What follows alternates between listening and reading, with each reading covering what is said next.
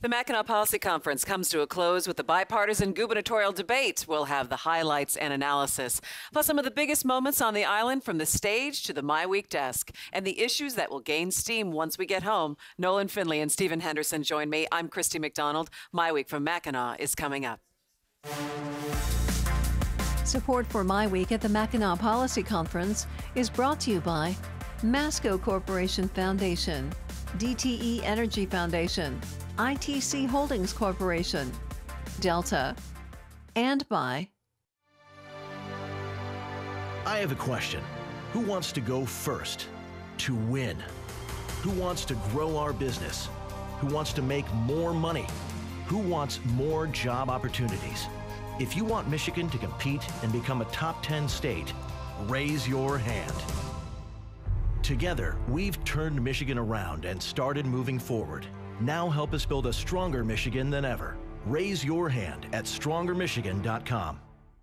Masco Corporation is proud to manufacture innovative and environmentally friendly products for the home. Delta faucets, craft-made in Merillat cabinets, and Behr brand paints have all been designed with you in mind. Masco and its family of companies, serving Michigan communities since 1929.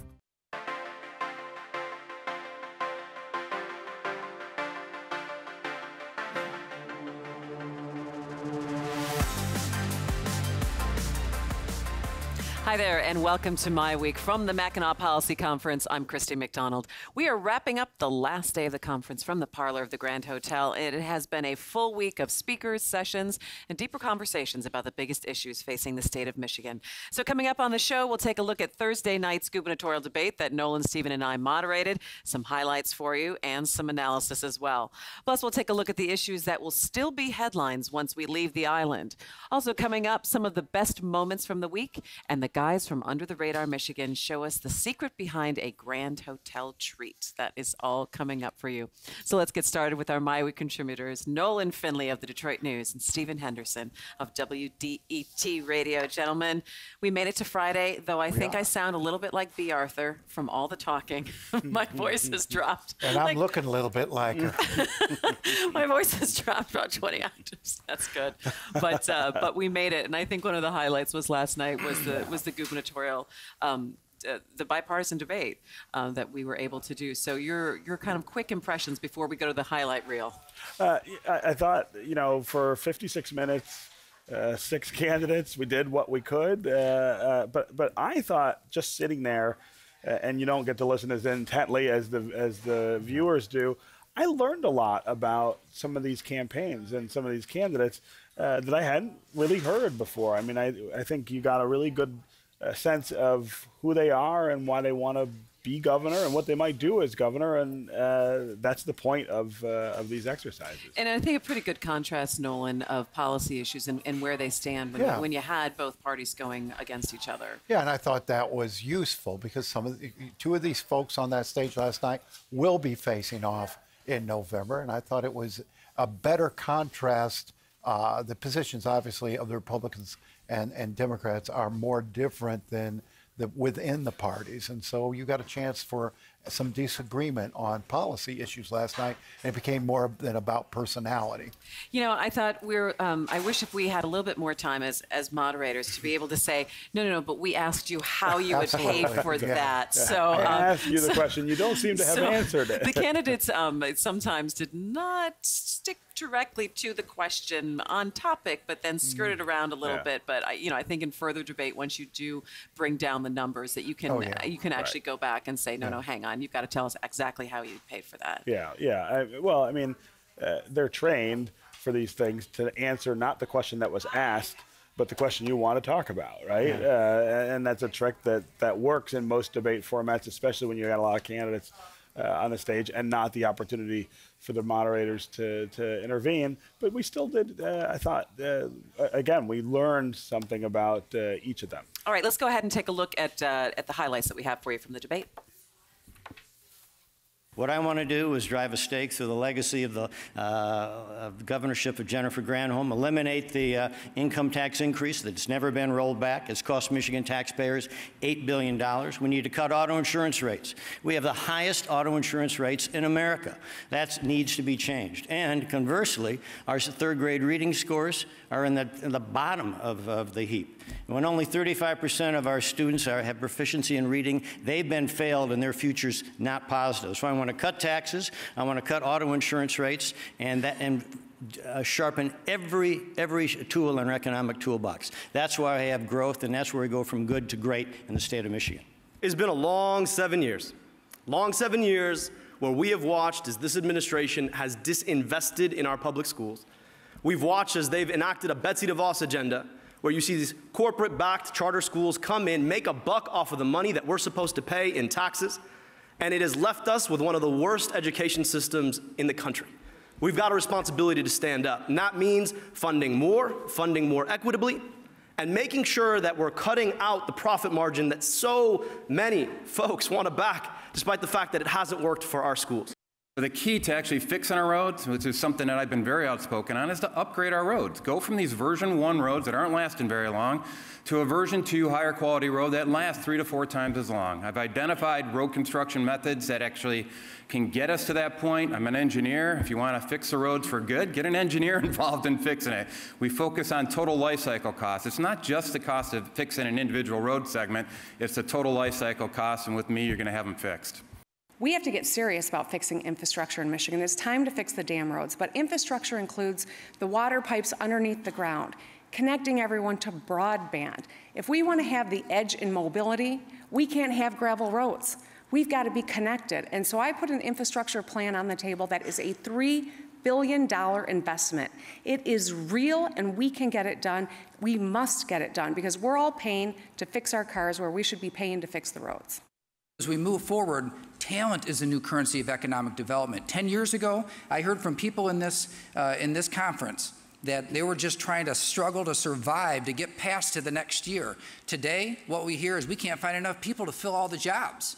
And so as we move forward, the most important thing we can do is invest in our people, and that means to have a world-class K-12 system. It means we commit ourselves to lifelong learning, that we bring back skilled trades in a big way. It means the Marshall Plan for talent to make sure that we are connecting our people with everything that they need to go out there and compete and win in a 21st century global economy.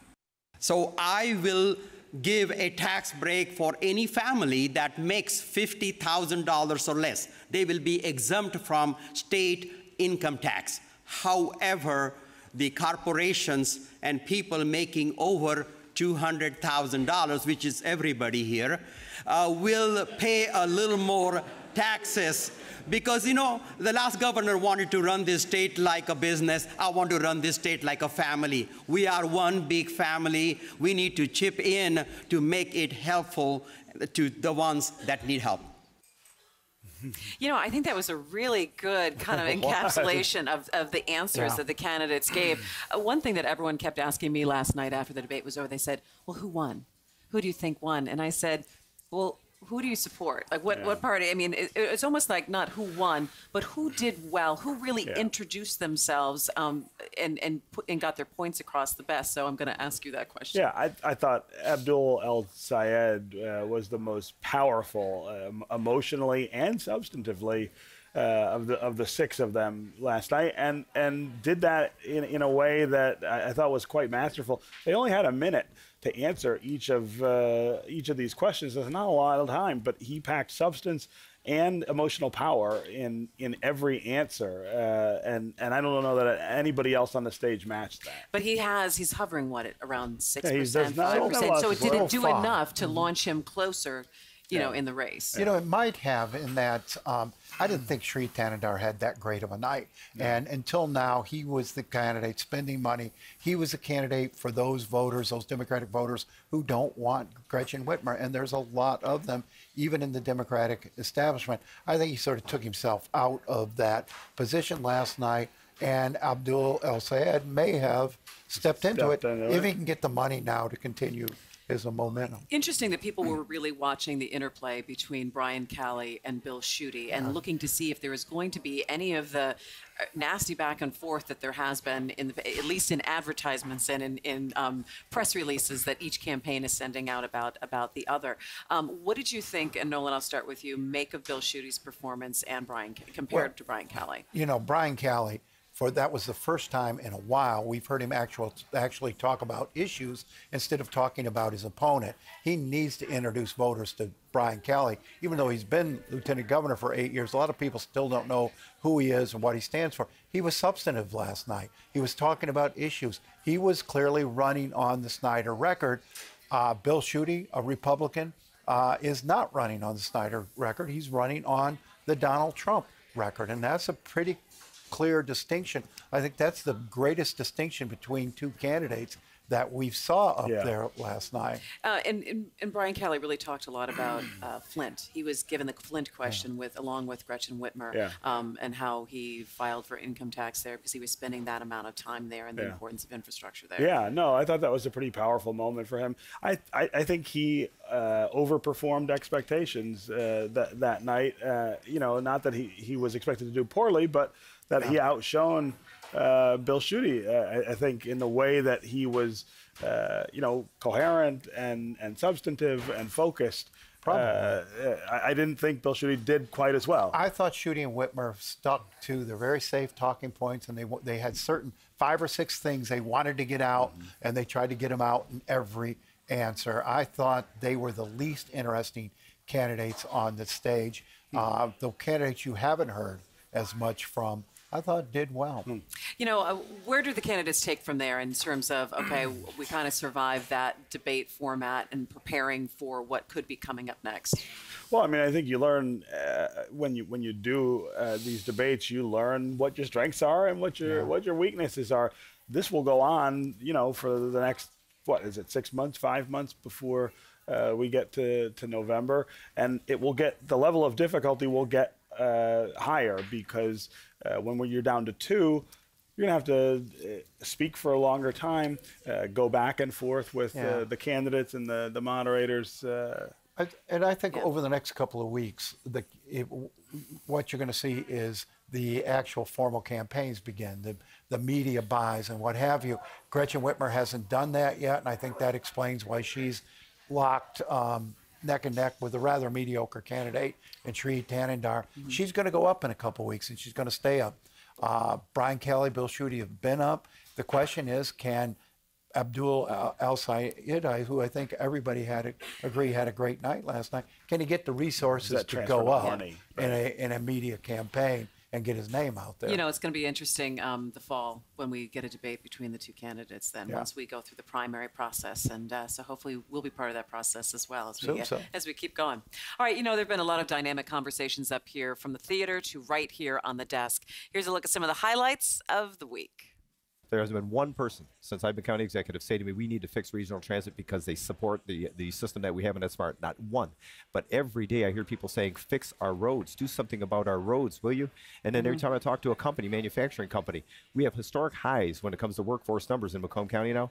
Unemployment is at the historic lows, and yet I still have 17,000 jobs unfilled in Macomb County. What they're saying is talent attraction. How do we get people here? And as far as the transportation, we can get them there through SMART. There isn't anything we can't do through SMART. And even that plan that offers some, I guess, if you will, changes, there's nothing in it that we can't do already with our current, if you will, millage that we have in place. The plan was worked on by everybody's staff, so it's not my plan or Duggan's plan. It's our plan, number one. Number two, I just think it's critical that the people get a chance to vote on it. I mean, that's really the issue here. The issue here is, to me, not as much the plan as the fact that, you know, 2 of my colleagues are blocking the opportunity for folks to vote on the plan. I mean, if folks don't want the plan, then I don't see why it's a problem to let it go to a vote. I think the momentum for transit is swinging significantly from, you know, people in the community that want the opportunity to employers who are saying, look, we'd even like to expand our businesses, but we're having a tough time getting people here, and we're having a tough time getting people here on time. And then, of course, you have corporate CEOs and others that are looking at the region, trying to be as competitive and place their businesses as competitively as they can So there's a strong push, I think, for transit, and the fighting about it rather than trying to work out the detail, I think, is counterproductive. I mean, it doesn't make sense to say SMART versus RTA. We've always been known, obviously, as Ford Motor Company. But I think a better name, and maybe increasingly, will be known as Ford Mobility Company. And really, it harkens back to our founder, Henry Ford, and his vision of open highways for all mankind. And our belief that the freedom of movement is really one of the significant pillars of human progress. A belief that our passion is around great cars and great trucks. And that's not going to change. And we'll continue to build great motors as well, whether they're internal combustion or electric. Because there's so much news, people get to choose where they get their news. You know, for a lot of us in this audience, there wasn't any choice. You could go to ABC, NBC, or CBS, because that's where the news came from.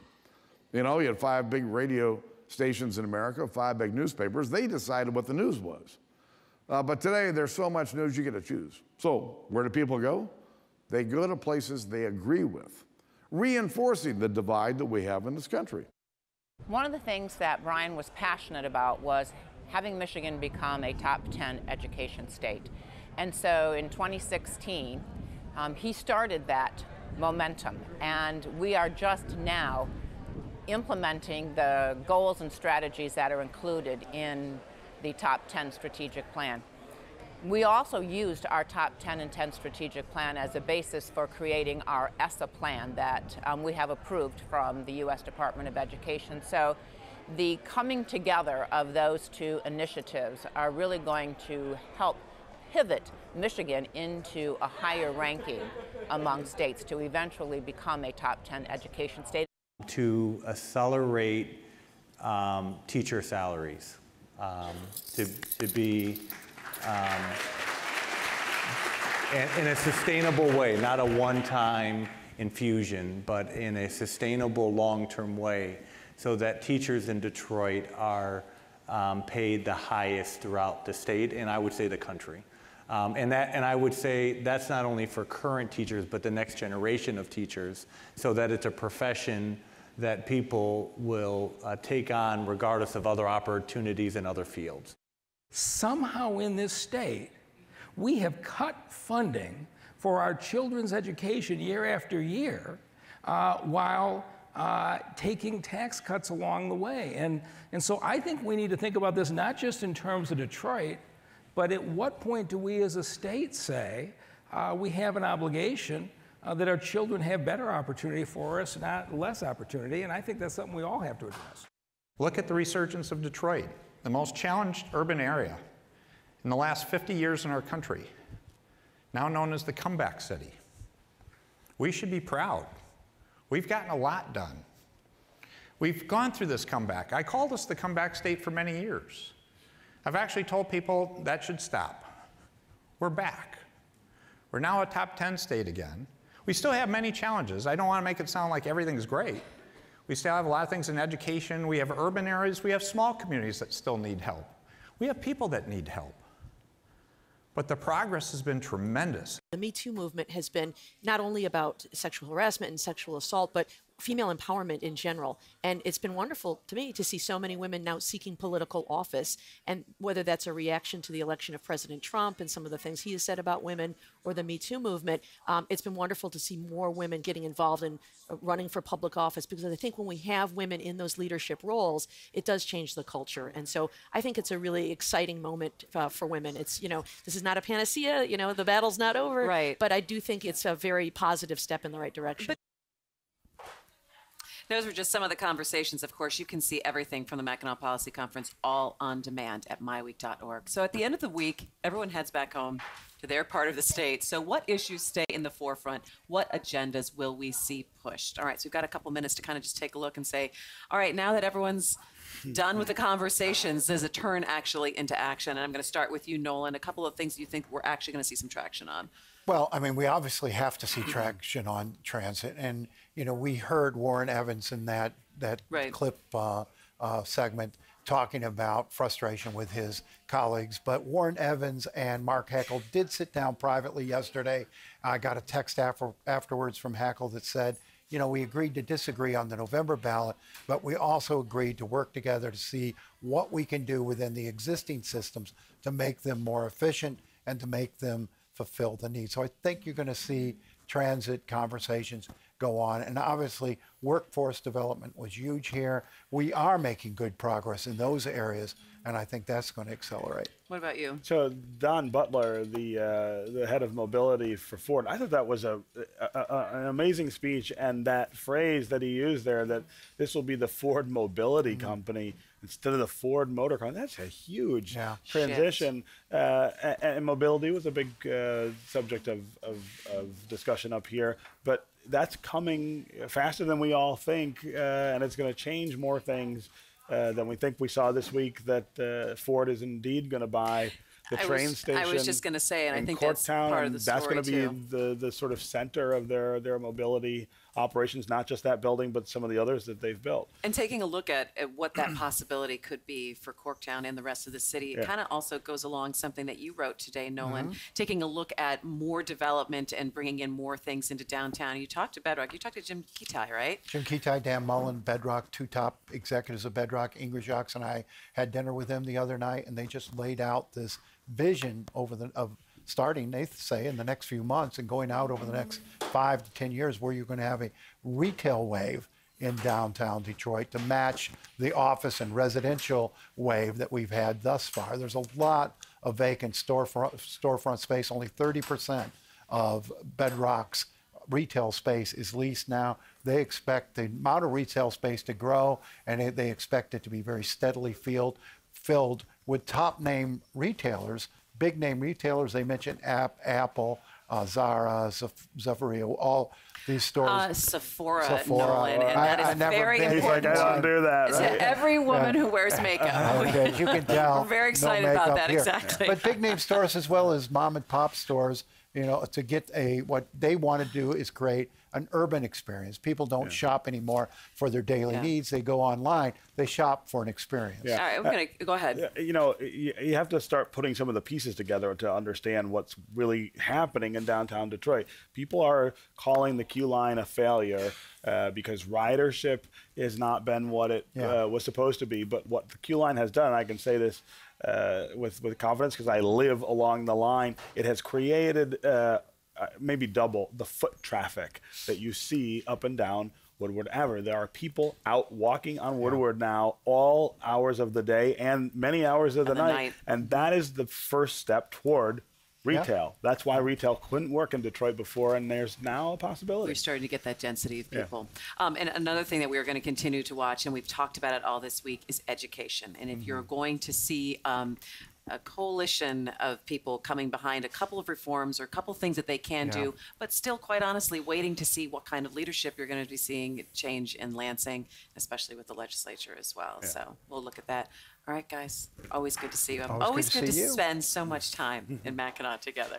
All right, finally tonight, we've loved having the guys from Under the Radar wrap up here with us every year, and they did not disappoint with their last story, a very hard-hitting, investigative piece on the famous dessert here at the Grand Hotel. Hello again, it's me, Tom Dalton, continuing my series of hard-hitting investigative reports for Detroit Public Television. I'm here with Bob Kagitz. He's the head historian for Grand Hotel. And Bob, I understand you have a very historic yet secret dessert here. Oh, it's not a secret dessert. It's our signature dessert. We sold 60,000 of them last year. In 1 year? In 1 year.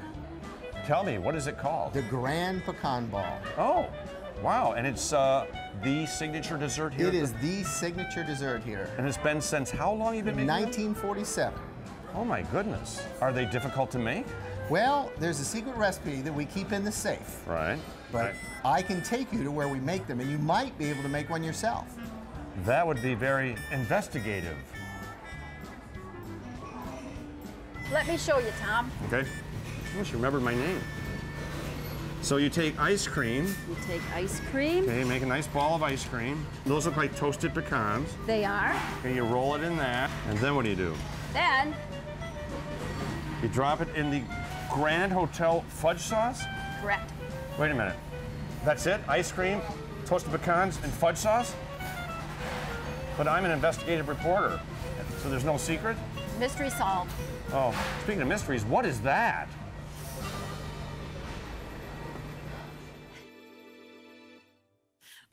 We love Tom. Thanks so much, guys. That's going to do it for my week from the Mackinac Policy Conference. Thanks to the Grand Hotel for hosting us in the lobby every day and the Detroit Regional Chamber. Plus, we couldn't do this without the hard work of a talented crew at Detroit Public TV. It's not easy to put on a TV production on an island without cars. So if you missed any part of the conference, just go to myweek.org. All of the sessions and the interviews that we did here at the desk will be on demand, as well as the debate. For all of us at Detroit Public TV, I'm Christy McDonald. We will see you next time. Take care.